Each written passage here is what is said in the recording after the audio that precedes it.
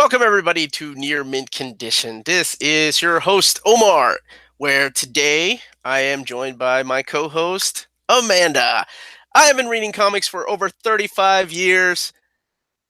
She has not, and we're waiting on our other co host, Maddie. So I'm going to let Amanda introduce herself, and she can tell you a little bit about how long she's been reading comics and what we decided to read. Oh, by the way, today we did read Infinity Gauntlet. So do your thing, Amanda. Tell a little bit about yourself and why you started reading comics and what your first comic was and everything. So it's on you now.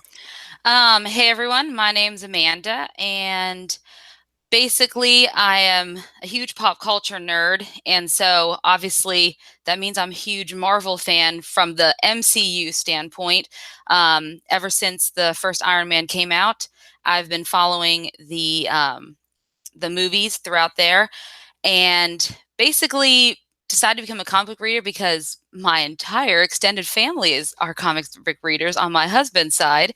Read a few comics with my husband, like indie stuff. Read the Buffy the Vampire Slayer season 8 because that was my girl when I was 12 years old.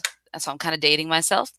But really, the reason I've started getting into this is because of the Marvel movies and just being able to see how the movies correlate to the comics, I think is fascinating. And instead of reading it on Wikipedia or reading it from other people's articles or their own, I started taking my own hands. So Omar here hooked me up with some comics to get me started, and we started with the Infinity Gauntlet since Infinity War was coming out, and I wanted to see what the movie was loosely based on.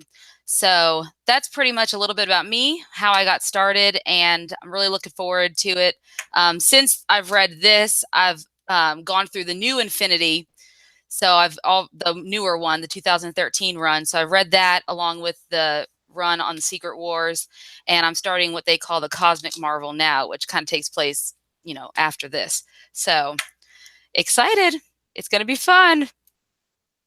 All right. Was that it? Is that it? That's all Yeah, you wanted that's to get me. out? All right. Thanks, Amanda. And we also have another co host, Maddie, but she's having a little bit of technical difficulty. So I told her just to get on from her phone if she can. So yes, I decided to reread. The reason I started this whole thing was so I have an excuse to get these big ass books that I own off my shelves and actually read them. I chose Infinity Gauntlet because of the ties it has to the movies. And there's Maddie, so I'm going to let Hey, Maddie Maddie. tell a little bit about Hey. herself. Maddie, why don't you tell us a little bit about yourself? Like how long you've been reading comics and how you got into the comic book genre. So, All right. Well, first, can you guys hear me? Yeah. yeah. Okay. Oh, perfect. Okay. Well, I got into comics mostly kind of because of Omar, and I've been collecting for about a year or so, and here we are. Okay. What was the first comic that you read? Um, I'm not sure actually. I mean, it's probably Wonder Woman related, but if not that, Guardians. Was it the Wonder Woman movie that pushed you to the I gotta read some comic books? Oh yeah, for sure. Like after I saw her, I knew that like I had to. I had to. Between her and then Guardians of the Galaxy 2, I was like, I have to. You have to find out what's going on, where the source material comes Yeah. from. Cool. Yeah. All right, so you've been reading just a little bit. I think you started reading heavy like during Free Comic Book Day last year, right? Yeah, pretty much. So I got a bunch of stuff then and then just kind of hounded you to give me recommendations until, I knew what to try out. And I remember you recommended Annihilation and the whole like cosmic Marvel stuff, which I've got my nice Omni here. And Yeah. since that got me really into that's pretty much my big Marvel focus. And then from there you moved on to DC Yeah, in a big way. in a big way. Huh? Nothing wrong with that. Nothing wrong with that. Okay. So let's kick this off. We all read Infinity Gauntlet, and I would love to know what you all thought about it because I read this as they were coming out in singles back in 1991. I was in the 8th grade. I'm not going to say who, but someone here wasn't even born then. Um, uh, and I remember the impact that this had on me because my friends would always rush to the comic book store before I could get my copy and be like, "Holy shit, dude! You see, they killed off like all these characters. They're never coming back." And I was in the 8th grade, so I was like, even back then, I'm like, "Oh, I'm sure they'll be back by the end of the miniseries." Because I mean, the first issue had Thanos snapping his fingers and half the universe was gone.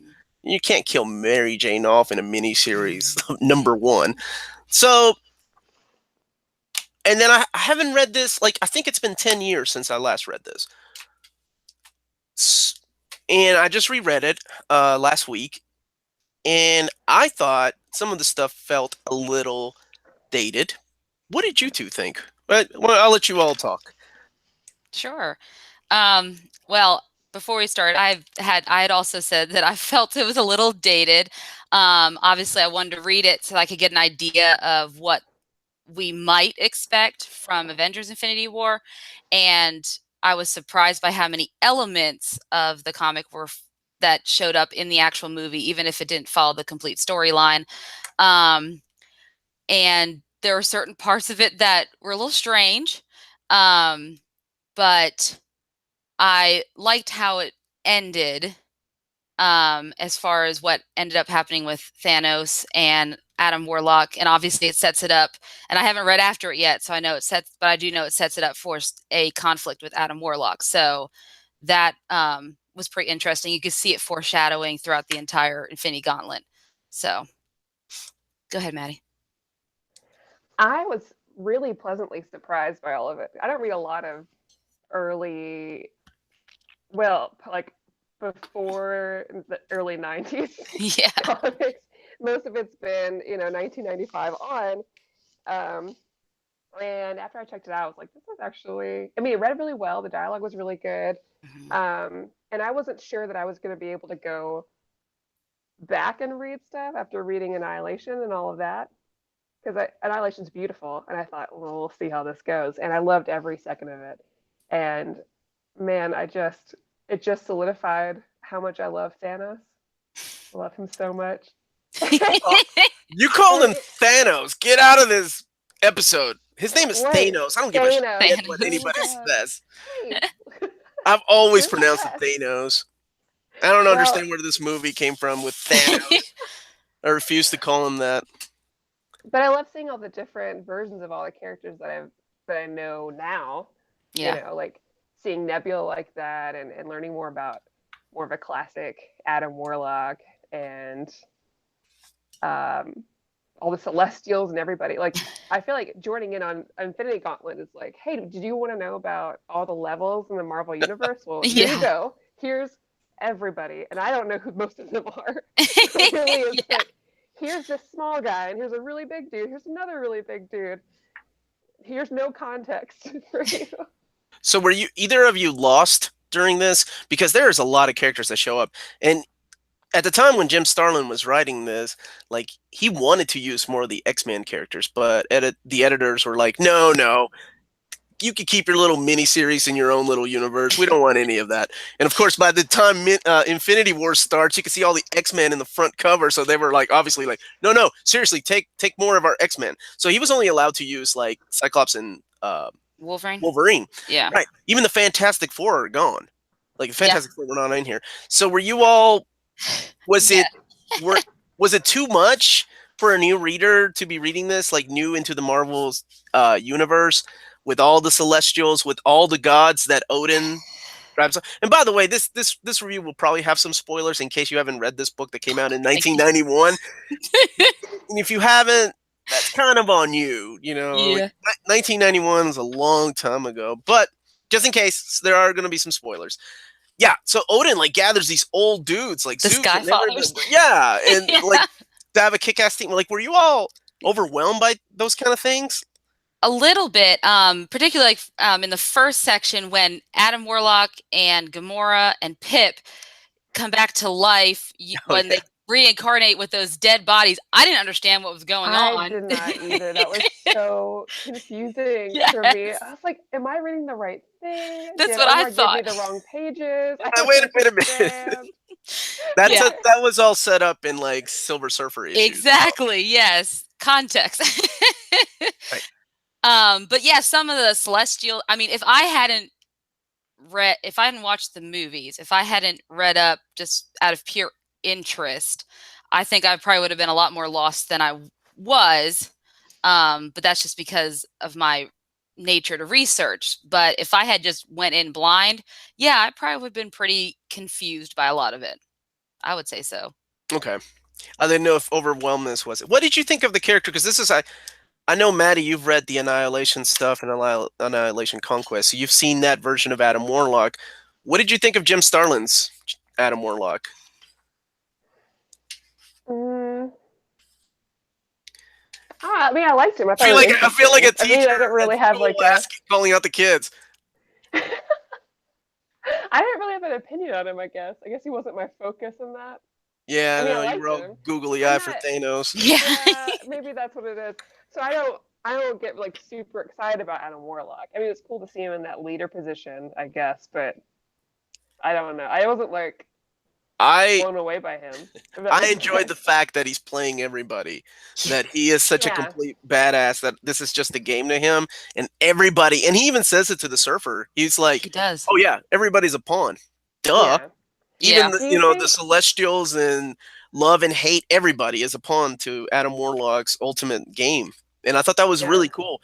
Because he's a lot different later on when he's especially when he joins the Guardians of the Galaxy when you get into the Annihilation stuff. I love this whole scene right here. I know some people kind of find it kind of corny, but it's the conversation that Wolverine Yeah. has with Hulk. I think that's great. Shows the characters and how they've been a part of each other's history for decades. Hmm. They're just Yeah. both chilling on top of the roof, and And then that was Adam Warlock approaches them. He's like, "Hey, you guys are the only two out of all your real, your pussified friends back there. They're not going to be able to give the death blow. It's up to you two to do it." So I thought that was really cool. Yeah. yeah. That was another thing. Like when you talk about context, those scenes like that when they said they got into like fights before him and the Hulk and Wolverine. Again, it was like, oh, they did. What kind of fights did they have in the past that would influence them to act in that way with each other? Or what happened to the Hulk before this, where he didn't want to be with the Avengers anymore because of how they've done him wrong in the past. And so a lot of that context stuff was really interesting. Um, but on your point about Adam Warlock, I found him to be a very interesting character and not at all what I had thought he was going to be like, since everyone had talked about him with that end credit scene with Guardians of the Galaxy 2. So I was like, oh, what is this character? Who is Adam Warlock? And this is my first introduction to him. And he is quite calculating, very interesting. You can't trust him. And then the fact that he was a former comrade, they use that word a lot, or friend of Thanos, is also very interesting. Yeah, you don't have to read a lot of that stuff. I thought that Starlin did a really good job, kind of just focusing on Thanos and making it a Thanos Yeah. story, but also giving you just a little bit of background of what him and Adam Warlock have been through without having to read years of history between both of them. 'Cause, I mean, they both Right. had been dead for a long time before the series started. I know both Okay. of you, and that's why I kind of just wanted both of you to read Infinity Gauntlet and not read like the return of Thanos and things like that in Silver Surfer. I wanted to see if Mhm. it made sense. So it's really cool because rereading it made me it definitely reassured me that, oh, okay, he did a really good job of just putting everything together and making it all make sense to new readers. Yeah. Yeah, I think overall it's a very approachable read. I think there's a lot going on, but not so much that it takes away from the overall story. And there's Yeah. still a lot of characters that mainstream fans would know. And so there's people you kind of hang on to while you're watching it. But at the same time, it gives you the opportunity to be like, oh, okay, well, this is something I'd like to know about. So now I know I can kind of look into this after. Like it Mhm. gives you like a touch enough of everything that it makes you want to read more about everything. Like if I hadn't already watched videos about the Celestials Yeah. and all this stuff, then I think that reading this would make me want to do that. Yeah. No, And I it agree really with you. helps a lot with watching Infinity War too. Like I'm glad I read this first and then watched Infinity War because the whole time I'm like, oh, okay, well, what are they gonna do? And is this person kind of gonna be the substitute for this character since they're Yep. not in there? And who's You gonna you be? could have been one of those actually people at the end of the movie during the movie theater. We saw some of them. They were like, actually, that's Captain Marvel. Oh man, I love those people. I want to punch them in the face so bad. They give comic book readers a bad name. Yeah. Okay, so we cannot talk about the fight. I know. That's what I was curious. We're not The going to talk fight, about this the stuff. fight. Come at me. Oh, come and get me. Oh God, that is my favorite cover of all time. I love the cover of issue number 4, the shirt I'm wearing, and the ridiculous fight that Earth's last defenders have against Thanos. It's just so badass. So I'll let you all talk about it. Okay. What did you all think about? I just loved how utterly hopeless it was for everyone. Yeah. Yeah, I love that they just pulled no punches. I'm like, nope, none of you can do this. I like how Thanos had to take his power down a notch just so he could have fun fighting them. Yeah. That was just insane to me. I was like, he's really that powerful, and you don't realize it, how powerful those stones make him until he fights all of the Avengers pretty much. Yeah. And they just all I yeah. loved how he toyed with them. Like he really could have wiped them out, and instead he decides to just have fun with them to kind of show death. Because the whole thing really is old dude's just trying to bang this bony broad. That's it. I mean, Yes. that's if you Whew. break down Infinity Gauntlet, that's what it is. It is. He is trying to impress a girl, and he does it with Mephisto just whispering sweet nothings into his ear, saying, "Oh no, this is what you got to do. Oh, you got to kill, half the world's population. Oh no, no, no, you got to show her courage. You got to show her that they have only like a 5% chance of winning." And Thanos is, because there's that whole psyche too. Like it breaks down what Thanos is really like. He's a god, but Yep. part of him almost wants to be defeated. Part of him Mhm. wants the heroes to actually have a chance. And I love that about him. I thought that was really cool. So the I whole think that's fight, my favorite part of this whole thing was them talking about how really Thanos always creates an opportunity to be defeated and how he always Yes. actually wants to be defeated. It's like Mhm. he can't accept just being happy or being where he wants to be, and he needs somebody just to like get Yes. him every time. And I thought that makes him really interesting. I think He does. it's also really cool when he comes to the realization that, oh shit, maybe I do want to be defeated. Like Adam Warlock's right, because back then they used to write with thought bubbles, characters with thought bubbles, Yes. which we don't really see that in comic books nowadays. And each one of the characters has their own dialogue, and of course they all go through their own demise, and it's wonderful. Yeah. And um, Those are some like crazy death scenes. I was always this one. Even though I knew my boy Wolvie was going to come back, this one always haunted me when I was a kid. When he turned his adamantium bones into Ugh. rubber, I was like, "Oh, and he's still alive! Oh, you sick bastard!" I love that. And then when he does this to Cyclops, so he can't shoot, and he runs out of oxygen. That's a terrible Poor, one. poor Whew. Cyclops. Yeah.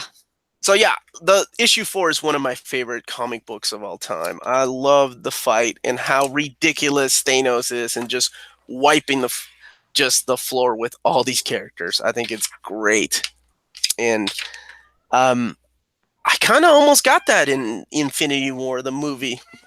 Almost. I mean, almost that fun. Almost. I think we'll get that the next movie. You think so? You think we're gonna get a fight? Yeah, yeah. I don't know how well they're gonna do in it, but I think we'll get that. Yeah. It was cool to see some of these scenes semi recreated too, which I don't know if I want to give spoilers away for anyone who hasn't seen the movie yet, but they did recreate in essence some of the scenes from the fight. Like what are their While you're thinking about that, I'm gonna show my favorite page. with when he what he did to Eros and Nebula. Yes. but I don't want to say who the other people are in the Infinity War they did it to. So All right. Right. So this, Although, right? man, the way he has Nebula is just so Oh yeah, that was awful and messed in the up. book. yeah, It's so awful. You I you love kind it. of almost It makes get me that sad, but I love it. in the Yeah. movie though, a little bit. So this is my yeah, favorite panel in the comic book when Surfer has this "oh shit" face. I missed. Like his whole job was to wait for like 2 issues for Thanos to hold his hand up so he can reach the gauntlet and steal it off of his hand, and he misses. And I absolutely love that panel because at that point I'm like, oh fuck, the good guys are stupid. They're never gonna win. they always have a plan. Or at least Adam Warlock did. Yeah, and Yeah. then the Celestials show up, and you got all these cosmic characters like Galactus, all these characters that have appeared in Fantastic Four, Yeah, Avengers, and old Captain Marvel comics and things like that. They make an appearance, and Thanos just pretty much destroys every single one of them. And then, much to not anyone's surprise, Thanos gets a little bit cocky and decides Hmm. what I telling. like to call to pull an Aladdin, a Jafar move. That's what I thought too. I'm That's sure exactly what I was I'm thinking. sure most of us thought that too. When he's like, I'll just become this omnipotent being and leave the magic lamp down on accident. Oh Yep. shit, why'd you do that? Because Gamora grabs a hold of it and she gets a hold of You the mean Infinity Nebula? Gauntlet. Nebula! Oh shit, thank Yeah. you. And again, Wow. Sorry. yeah. Old reader brain, man. Old reader brain. Do you think? Sorry. Do you think they'll do that? Something like that in the second one, or the next movie? It'll be interesting to see who Wow. ends up with the gauntlet. I don't know. It'll Yeah, be because I hope somebody does. Me But I too. also, so I have a question for you all, and I'm not sure how spoilery or not this is, and I'll try my best. Yeah. So we don't have Adam Warlock, and we're not yeah. going to.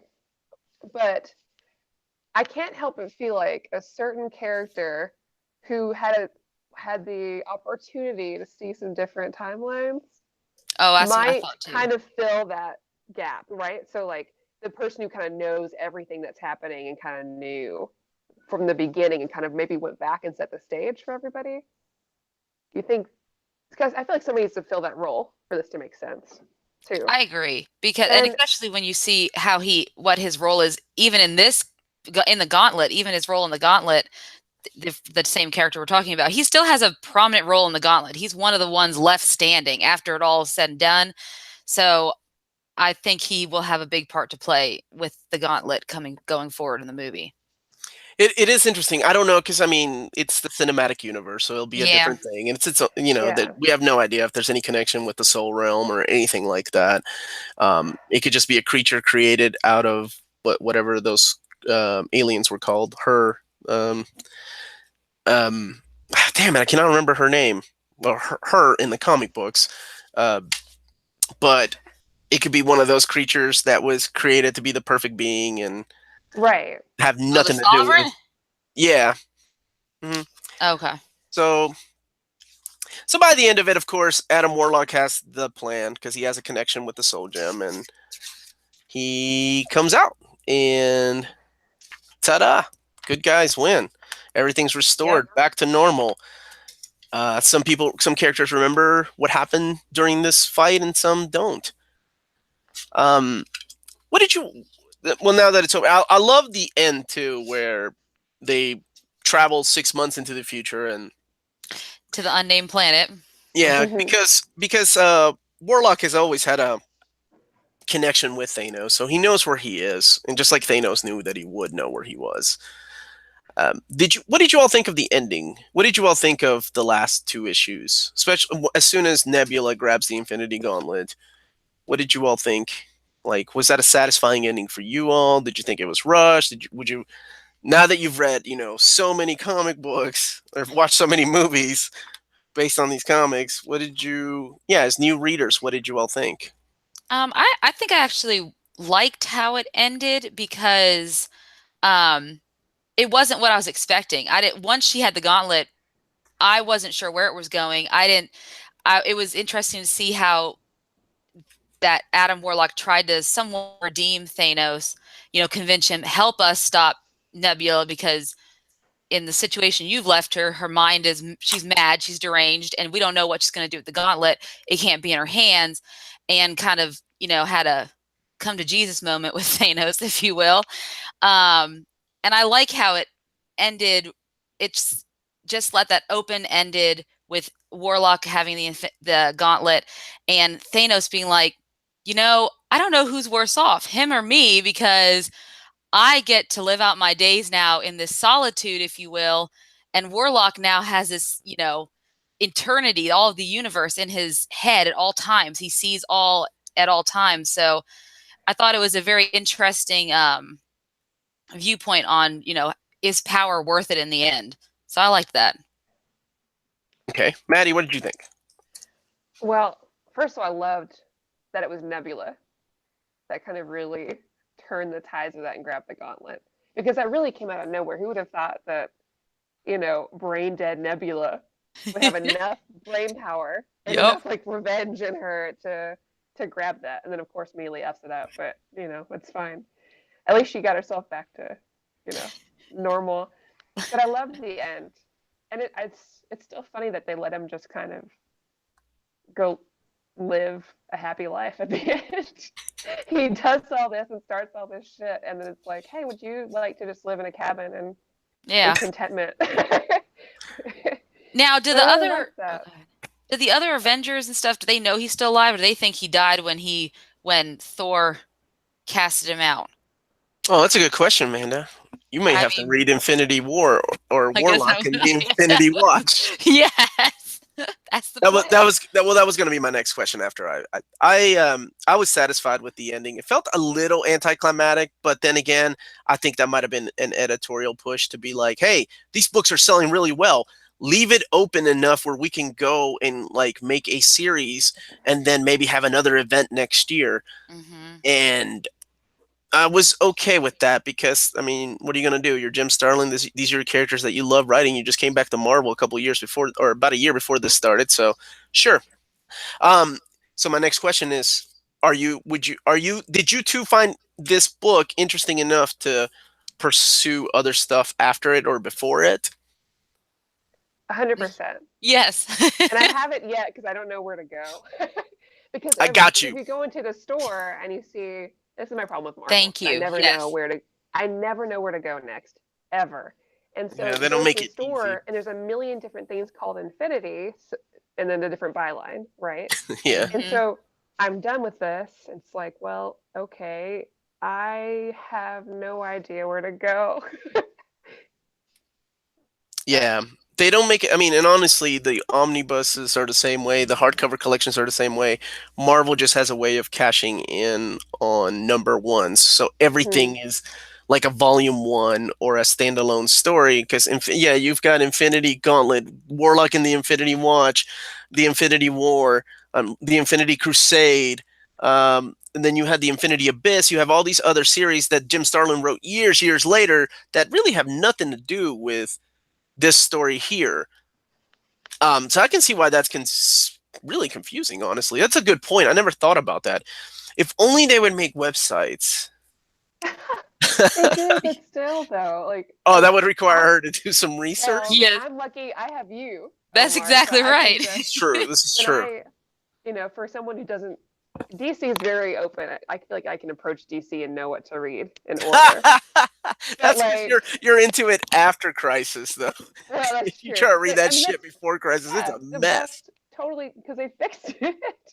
But Marvel, I have no idea. So unless I just have to talk to you, because it gets overwhelming. So I was like, okay, Omar, where do I go? And then you tell me, and then I go do it. Yep. Yeah. Right. Man. Okay. So the next question is, what did you all think of the artwork? Because I'm curious. I noticed something as a kid, and I'm curious if you all noticed. What did you all think of the artworks from issue 1 through 6? I mean, I liked it. Yeah. Okay. Did you notice a drop in quality as the issues went on, or did you? Where there's just big bangs? No. Like a drop in the quality of art, whether it's the panels or the character designs or the poses that they take. Or No. you didn't notice any of that? Cool. I was Okay. so No, I focused on didn't. the story that I just So breezed on Yeah. by. the very first few issues, the very first 4 issues were drawn by George Perez, who is amazing at drawing thousands and thousands of characters in the same page. He's the guy that co-created, the Teen Titans. He's the one that relaunched Wonder Woman. Well, there's always been rumors that he was, by the time he got to issue 4, he was kind of drained because he was also working on Wonder Woman and he didn't really like where the story was going. So he left and they got Ron Lim to finish his art. And as a kid, I noticed like issue 5, I'm like, wait, why is George Perez drawing this so weird? Now, don't get me wrong. I really like Ron Lim's Thanos and his Adam Warlock. I think he draws a real badass Adam Warlock. Mm-hmm. But it was interesting because he was drawing Silver Surfer at the time, and he did the Thanos quest story. So it was almost like this story was written for him. But once again, the editors of Marvel were like, no, we got to get rock star George Perez to do this. And then when he decided to leave, they were like, oh, hey, Ron, do you want to finish these out for us, please? And he did. And then he's the one that went on to draw like Infinity War and Infinity Crusade after that. And he stayed on Silver Surfer. I mean, the guy could, I remember at one time when I was reading comics during this time, the guy could draw like 4 or 5 issues a month. He was insane. But yeah, like I was just curious if you all had noticed like the quality of the artwork, if it took a turn for the worse or if it maintained the same throughout the whole series. I didn't even notice. Yeah, neither did I. Well, Honestly, good. That's a good answer. I mean, Well, good for Ron Lim. Good for Good Marvel job. for I think he making did a fine job. Yeah, keeping consistent. consistent. That's why I have you on the show. That's a good word. Mm-hmm. But All I right. did like the drawings of the locations. I thought they were nice and detailed, which helped with a storyline when you are doing frame by frame and you're used to watching movies or reading a book where you have to make it all up in your head based off of a author's description. So it's nice to see the detail and all that. Yeah, you're right. Um, the only other thing I do remember from 10 years ago rereading this was a couple of misspellings Yes. in maybe I think it was like and this was the editors at the time too and just rushing a story out like when I think it was Silver Surfer talking to Warlock. He was like they misspelled Gauntlet. I'm like, how the fuck are you gonna misspell Gauntlet? I thought it was a Lord. reprint error. I didn't realize that was still the original. No, that was in the original. Oh boy. But I thought that was pretty funny. I'm like, it is the title of the story. All you got to do is look at the front of the cover. Anyway, but no, I'm glad I went back and reread that, and now I'm reading the issues that followed soon afterwards. That's So yeah. too. Now I'm gonna take it to the chat and ask what did everybody there think of Infinity Gauntlet, because I'm assuming I read some of the comments that were here earlier. Like Jeff, he was talking about how he wasn't really familiar with Thanos, but when he read this, like he became kind of familiar with it. But I'm curious to see if anybody had never read this before. And let's see, this is the first time that they are reading it. Because I think Marvel had done these crossover events for years. Like, it's kind of started off big with like Secret Wars. I want to say it's the first one. I know Contest of Champions came out before them, but that was only like a 3-issue limited series. And then it moved on to like Atlantis Attacks and the Evolutionary War and things like that. But I think Infinity War is one that just really, really was huge. I remember that was probably the biggest crossover event happening at Marvel when I was, when I was around that age. Mm-hmm. So that was, and they're still doing events. Shit, they got another event coming out called Infinity Wars. And that's what the Infinity Countdown is leading up to. I was wondering about that because I would see the issues in the store, but I didn't know. All right, so Philip Evans said this is the best Marvel event. Man, the best Marvel event. That's cool. Michael Curry said he'd been reading Silver Surfer and Doctor Strange, but never read the whole Infinity Gauntlet story. I thought the way that the omnibus is reprinted is really cool because they every once in a while they'll have an issue of Silver Surfer in the middle of like Infinity Gauntlet number 2 and 3. So I thought that was really cool. Yeah. And then he said he read it 3 years ago when he started reading again. Very cool. Yeah. Now, So Omar, where do you recommend going after this? after Infinity Gauntlet, if you really Yeah. liked it, Yeah. they have an Infinity Gauntlet trade paperback. It's called the Infinity Gauntlet Aftermath. Mhm. That's pretty good. It shows what happens right afterwards with Silver Surfer. And then there's the set of trades called the Infinity Watch. There's two of those that lead up to the Infinity War, and those are going on as the Infinity War is happening. And then there's two trades of Infinity Crusade, and that ends the Infinity Trilogy by Jim Starlin. There are more stories, like I mentioned, the Infinity Abyss, or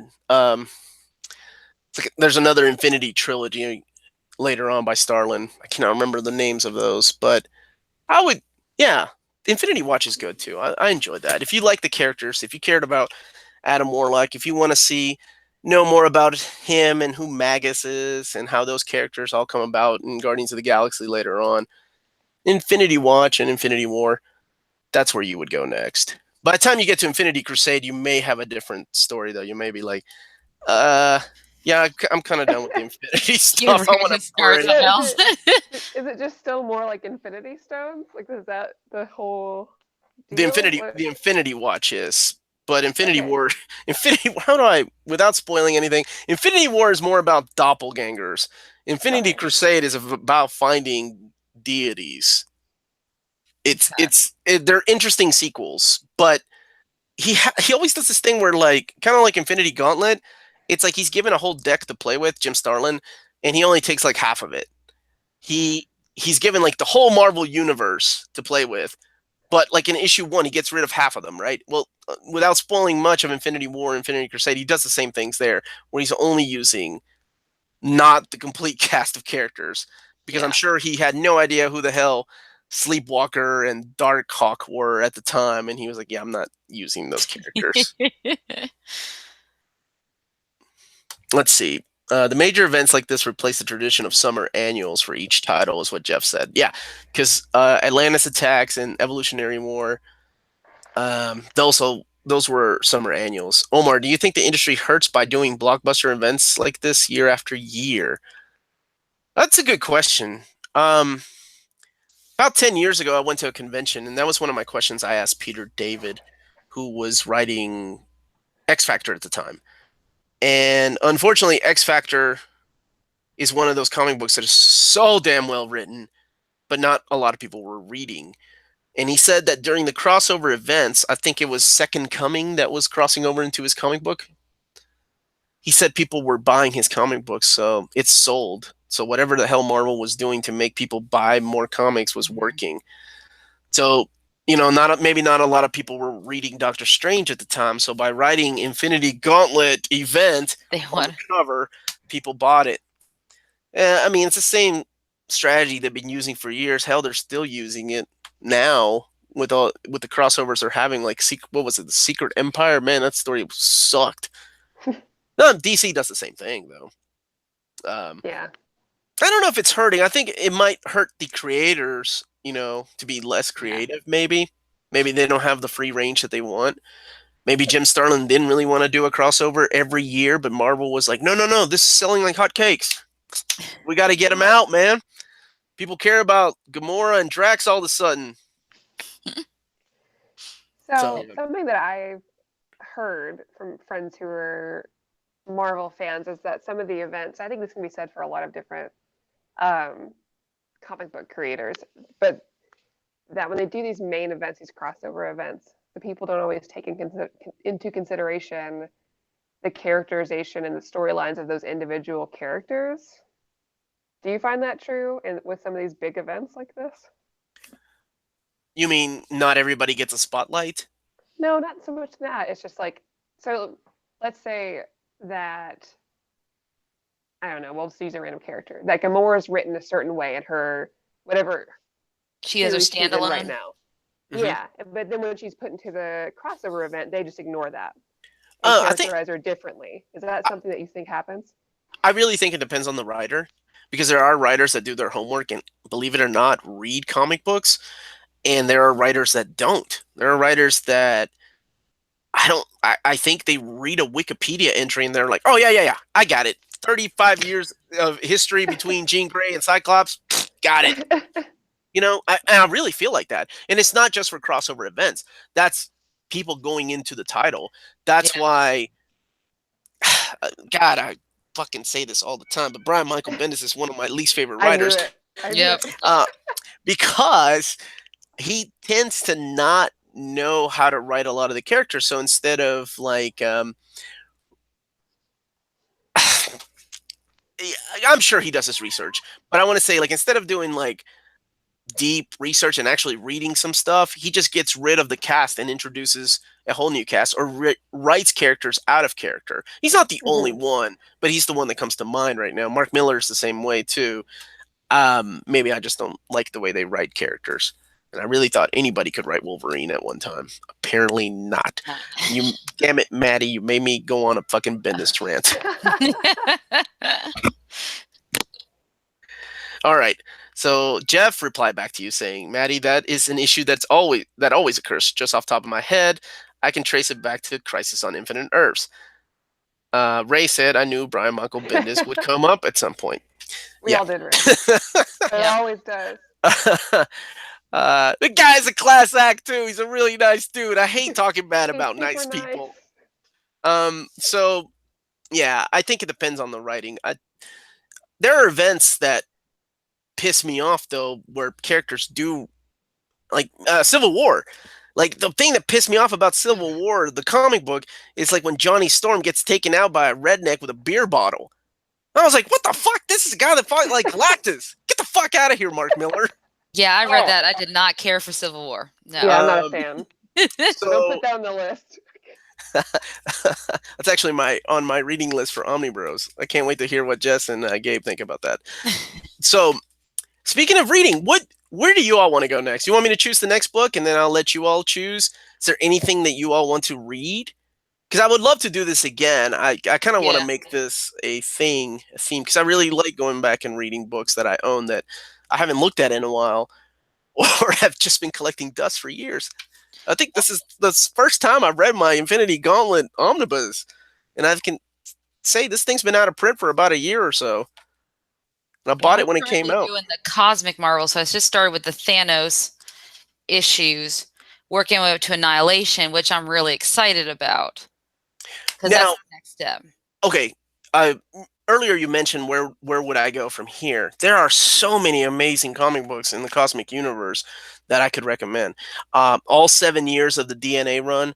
That's the cosmic saga that started with Keith Giffen when he and Jim Starlin when they went back and wrote Thanos, and then Drax miniseries that led to the Annihilation and the Annihilation series, which led to Nova, and then led to the Annihilation Conquest, which led to Guardians of the Galaxy, which had a huge crossover with the X-Men and War of the Kings. And I hated fucking Vulcan, but I loved him in that series.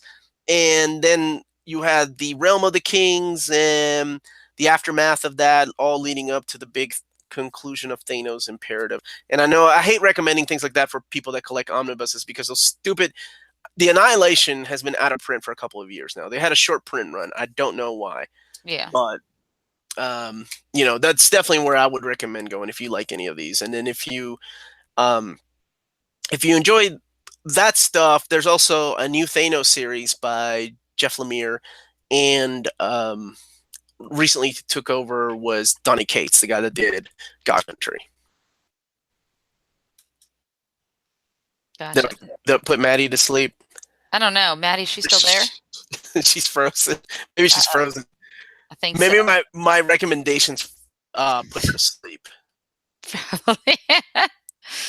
No, I was going to ask her if she read the newer Infinity series yet. The 2013 run with the Avengers and New Avengers that you mapped out so very nicely for me on my notes for me so that I could have it, because I don't know how else to read those two runs together without your notes.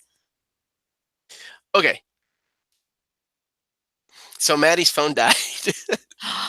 That's okay. I forgot she was using her phone. That's okay. We'll get everything fixed up by the next episode. Good deal. So my suggestion, to keep it in the cosmic family, and something that I've been wanting to reread for a while now, is Jeff Johns' Green Lantern Rebirth. It's a 6-issue, hell, it might be even 5-issue miniseries that brings back Hal Jordan. And to set that up, Hal's been dead for a long time. He died a kind of a villain, but more of a more like a savior, like or a martyr rather. He became the Parallax, and then he died to re-energize the sun, and he's been dead since then. And then he became the Spectre. So yeah, that's one that I've been wanting to reread, and I'm curious to see how you all feel about it. So, Green Lantern Rebirth. Let's do that. Sounds good to be different for me. And then I will let you ladies choose the next one, whatever you want to make it, Marvel, DC, an independent comic. As long as it's something I haven't read recently, I don't care. And there's been a lot of that. Yes, with Ethan Van Scuzzbag, Jeff's favorite person. The guy that drew that series. I'm sorry, Jeff, I forgot about that guy. That's a funny story.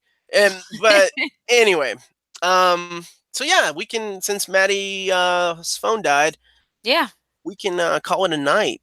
Sounds good. Next time we'll leave it up to the chat for some questions and stuff like that. So, Green Lantern Rebirth will be our next title we read. Thank you everybody for joining us. Yeah, thank you guys. So let's see. You can find out when the next episode will air. I like to do this every couple of weeks, every month. In the comments, if you're not seeing this live, please let us know what we left out of Infinity Gauntlet, because I'm sure there were things that you guys all enjoyed that we totally left out. And let us know some other recommendations that you all want to see my two new readers read and me go back and reread and kind of relive my comic book life again. And any last words, Amanda, since you now you got to speak. I know. I just want to thank you for first of all letting me come on and talk about the my experience reading this, because I absolutely love it, and I love where I'm going with my new comic book reading adventure. And I'm excited to read more and maybe get into. I'm excited to get into DC, I guess. Don't let the movies. I know. I'm trying not to. Judge your DC. I'm trying not to. But and I'm thankful. Thank you guys for listening and watching us today, and I appreciate it. Yeah. Yeah. So fun. Thank you, everybody. And I'm sure Maddie has some really nice words to say, but her phone died, and we will have everything fixed by the next time we do this. That's right. So Green Lantern Rebirth will be the next one, and there'll be audience participation and questions and answers at the end. So thank you, everybody, and have a great night. Bye, guys.